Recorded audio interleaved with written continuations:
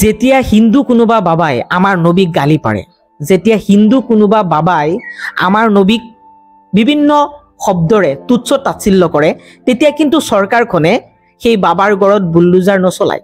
কিন্তু যেতিয়া মুছলমান এজনে হিন্দু ধৰ্মগুৰুক লৈ কিবা এটা কয়, তেতিয়া লগে লগে বুলডোজাৰ চলাই দিয়া হয়।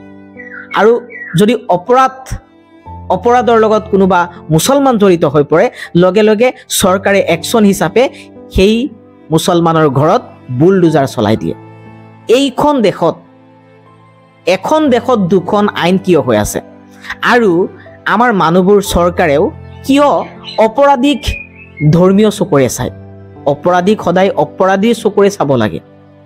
মুছলমানৰ অপৰাধীৰ যিটো আইন, যিটো শাস্তি, হিন্দু অপৰাধীৰ বাবে একেই শাস্তি হ'ব লাগিব।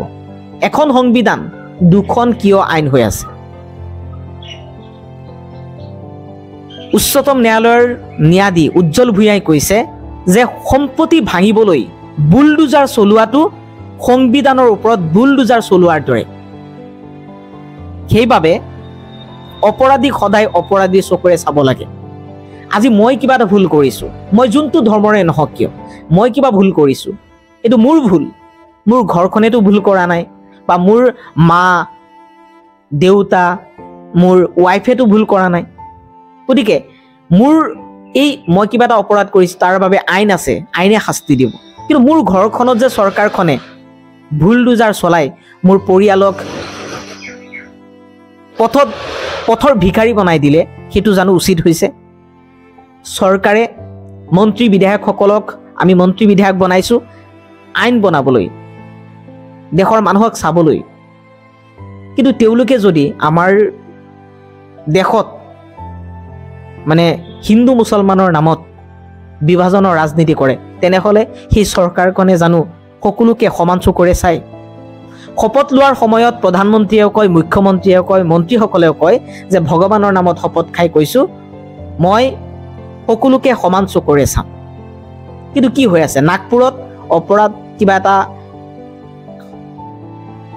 কাজিয়াৰ সৃষ্টি হৈছে নাগপুৰত। সেই কাজিয়াৰ ফলত কি হৈছে? কেইজনমান মুছলমান সেই হিংসাত জড়িত হোৱাৰ বাবে ঘৰত গৈ বুলডোজাৰ চলাই দিছে চৰকাৰে। এইটো জানো উচিত হৈছে? এজনে ভুল কৰিছিল, তাৰ কাৰণে গোটেই পৰিয়ালক যে আজি বুলডোজাৰ চলাই ঘৰ ভাঙি দিয়া হ'ল, সেইটো জানো উচিত হৈছে চৰকাৰৰ? চাওক, মই হিন্দু মুছলমান বুলি মই কাকো নাভাবোঁ, মই মোৰ সকলো বন্ধু বুলি ভাবোঁ। আৰু একেলগে আমি সদায় সৰুৰ পৰা পঢ়ি আহিছোঁ, এতিয়াও একেলগতে চলা ফিৰা কৰি আছোঁ।